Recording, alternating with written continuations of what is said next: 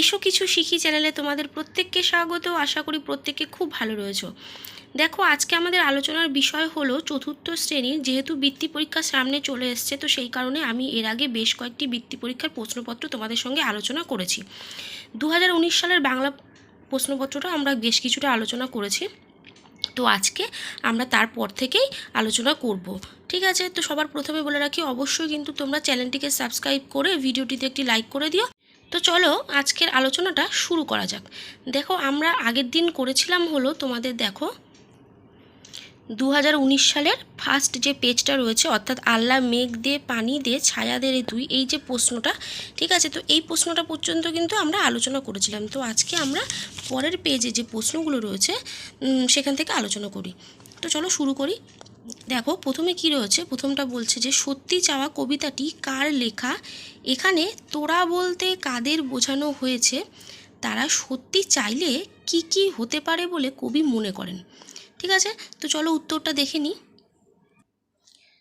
First বলেছে যে সত্যি চাওয়া কবিতাটি কার লেখা, তাহলে কি লিখবো, সত্যি চাওয়া কবিতাটি নরেশ গুহর লেখা। নেক্সট বলেছে এখানে তোরা বলতে কাদের বোঝানো হয়েছে, তাহলে লিখবো যে আলোচ্য অংশে তোরা বলতে কবি পাঠক অর্থাৎ সাধারণ মানুষকে বা মানবজাতিকে বুঝিয়েছেন। তো তোমাদের একটা কথা বলি, যেহেতু প্রশ্নগুলো ভাগ ভাগ করে দেওয়া, ঠিক আছে, তো প্রতিটা পার্ট কিন্তু তোমরা আলাদা আলাদা করে উত্তর দেবে। ঠিক আছে, তো চলো নেক্সট কোশ্চেন কি, নেক্সট কোশ্চেন বলেছে তারা সত্যি চাইলে কি কি হতে পারে বলে কবি মনে করেন, 2 নাম্বার। ঠিক আছে, একটু বড় লিখতে হবে। তো দেখো কি লিখবো, সকল মানুষ মন দিয়ে চাইলে ঘাস হবে আরও সবুজ, জল মিষ্টি হবে, ফল ফলবে স্বাদযুক্ত, মানুষের প্রকৃত চাওয়ার ফলেই বাতাস হবে গানে ভরা ও মুক্ত, অর্থাৎ কবি মনে করেন প্রকৃতি দূষণমুক্ত ও বিশুদ্ধ হয়ে উঠবে। নেক্সট কোশ্চেন বলেছে চৌপর দিনভর দেয় দূরপাল্লা, কবির নাম কি, কে দূরপাল্লা দেয়, কবিতায় চৌপর ও পাল্লা শব্দের অর্থ কী। তাহলে প্রথম কোশ্চেন দেখো বলেছে কবির নাম কি লিখবো, উদ্ধৃত অংশটির কবির নাম সত্যেন্দ্রনাথ দত্ত। কে দূরপাল্লা দেয়, লিখবো 3 জন মাঝি বা মাল্লারা দূরপাল্লা দেয়। নেক্সট বলেছে কবিতায় চৌপর ও পাল্লা শব্দের অর্থ কী, তাহলে কি লিখব, কবিতায় চৌপর শব্দের অর্থ 4 প্রহর, অর্থাৎ 4 প্রহর সময় বলতে 12 ঘন্টা সময়কে বোঝানো হয়েছে। পাল্লা শব্দের অর্থ পাড়ি দেওয়া। ঠিক আছে, এই প্রশ্নটা উত্তর হয়ে গেল। নেক্সট প্রশ্ন বলেছে দেখো, এক লাইনে সবাই বসে করলো খাওয়া শুরু, কবিকে এক লাইনে বসে কি কি খাওয়া হলো, খাওয়া শেষে কি কি হলো। ঠিক আছে, তাহলে কবিকে লিখবো যে এই পংক্তিটি বনভোজন কবিতা থেকে নেওয়া হয়েছে, কবি হলেন গোলাম মোস্তাফা। নেক্সট বলেছে এক লাইনে বসে কি কি খাওয়া হলো, তাহলে উত্তর কি লিখবো, বনভোজনে আসা মেয়েরা অর্থাৎ নুরু, পুষি, আয়েশা, সফি এক লাইনে বসে ধুলোবালির কোরমা পোলাও আর কাদার পিঠে খেলো। খাওয়া শেষে তারা কি কি করলো, তাদের খাওয়ার পর কবি সেখানে এসে পড়ায় তারা লজ্জা পেয়ে হেসে পালিয়ে গেল। নেক্সট দেখো কি বলেছে, একটা কবিতার লাইন তোমাদের কিছুটা তুলে দিয়েছে, তো সেখান থেকে শূন্যস্থানগুলো পূরণ করতে হবে। বলেছে কবি ও কবিতার নাম লিখে শূন্যস্থান পূরণ করো। দেখো কবিতার শূন্যস্থানটা কি দিয়েছিল, বহু ড্যাশ দিন, বহু ড্যাশ ধরে বহু ড্যাশ দূরে, তো আমি তোমাদের পুরোটা বলে দিচ্ছি, বহু দিন ধরে বহু ক্রোশ দূরে, বহু ব্যয় করি বহু দেশ ঘুরে, দেখিতে গিয়েছি পর্বতমালা দেখিতে গিয়েছি সিন্ধু। তো শূন্যস্থানটা পূরণ হয়ে গেল। তো কি লিখবে, কবির নাম হলো রবীন্দ্রনাথ ঠাকুর, কবিতার নাম বহুদিন ধরে। ঠিক আছে, এই যে কবিতাটা, এটা বহুদিন ধরে কবিতার অংশ ওরা তুলে দিয়েছিল। নেক্সট বলেছে অর্থ লেখো। আকাঙ্ক্ষা, আকাঙ্ক্ষা মানে কি, ইচ্ছা।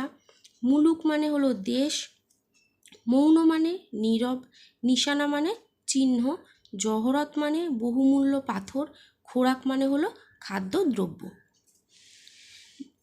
আরও আছে দেখো দুটো, হরিদ্রা মানে হলুদ, মরাল মানে রাজহাঁস। নেক্সট বলেছে বাক্য রচনা করো সোদা গন্ধ। সোদা গন্ধ দিয়ে আমি দেখো বাক্য রচনাগুলো আমি আমার মতো করে লিখেছি, তোমরা চাইলে নিজেদের মতো করে লিখতে পারো। তো সোদা গন্ধ দিয়ে কি লিখব, বহুদিন বাদে বৃষ্টি হলে মাটির সোদা গন্ধে মন ভরিয়ে দেয়, মাটির সোদা গন্ধ মন ভরিয়ে দেয়। ঠিক আছে। নেক্সট বলছে আগুয়ান। আগুয়ান দিয়ে কী লিখেছি দেখো, বিপদ দেখে ভয় না পেয়ে মোকাবেলার জন্য আগুয়ান হওয়া উচিত। বোঝা গেল। নেক্সট বলেছে আয়াস। ঠিক আছে, তো আয়াস দিয়ে কি লিখেছি, বিনা আয়াসে কোনো কাজে সফলতা অর্জন করা সম্ভব নয়। নেক্সট বলেছে গৌরব। গৌরব দিয়ে লিখেছি বিশ্বকবি রবীন্দ্রনাথ ঠাকুর আমাদের দেশের গৌরব। এরপর ছিল কিছু বর্ণ বিশ্লেষণ। দেখো ফার্স্ট আছে লাজুক। লাজুককে বর্ণ বিশ্লেষণ করলে হবে লয় হসন্ত যোগ আ যোগ বর্গের জয় হসন্ত যোগ রস্যু যোগ কয় হসন্ত। নেক্সট আছে মোমবাতি। মোমবাতিকে বর্ণ বিশ্লেষণ করলে কি হবে, ময় হসন্ত যোগ অ যোগ ময় হসন্ত যোগ অ যোগ বয় হসন্ত যোগ আ যোগ তয় হসন্ত যোগ রস্যি। নেক্সট আছে দেশান্তর। দেশান্তরকে করলে কি হবে, দয় হসন্ত যোগ এ যোগ তালবেশ্বয় হসন্ত যোগ আ যোগ দন্তেন্নয় হসন্ত যোগ তয় হসন্ত যোগ অ যোগ বসন্ন রয় হসন্ত। নেক্সট আছে নিমন্ত্রণ। নিমন্ত্রণকে ভাঙলে কি হবে, নয় হসন্ত যোগ হস্যই যোগ ময় হসন্ত যোগ অ যোগ দন্তেন্নয় হসন্ত যোগ তয় হসন্ত যোগ বসন্ন রয় হসন্ত অ যোগ মধ্যে ন। নেক্সট আছে নিঃশ্বাস। নিঃশ্বাসকে ভাঙলে কি হবে, নয় হসন্ত যোগ হস্যই যোগ বিসর্গ যোগ তালবেশ্বয় হসন্ত যোগ বয় হসন্ত যোগ আ যোগ দন্তেশ্বয় হসন্ত। নেক্সট আছে দেখো বিপরীত শব্দ লেখো। কী কী আছে দেখো, উল্টো, সোজা, দুরন্ত, শান্ত, আধাআধি, পুরোপুরি, সূর্যাস্ত, সূর্যোদয়, বিভেদ, মিলন, দুর্বল, সবল, অন্ধকার, আলো। পরেরটা আছে এলোমেলো বর্ণগুলো সাজিয়ে লেখো। প্রথমটা হবে দেখো বেকায়দা, পরেরটা হবে টেলিভিশন, তারপরেরটা হবে পঙ্ক্তি ভোজন, তারপরটা হবে উৎসাহ, তারপরটা হবে প্রতিযোগিতা। হয়ে গেল। নেক্সট দেখি কি আছে।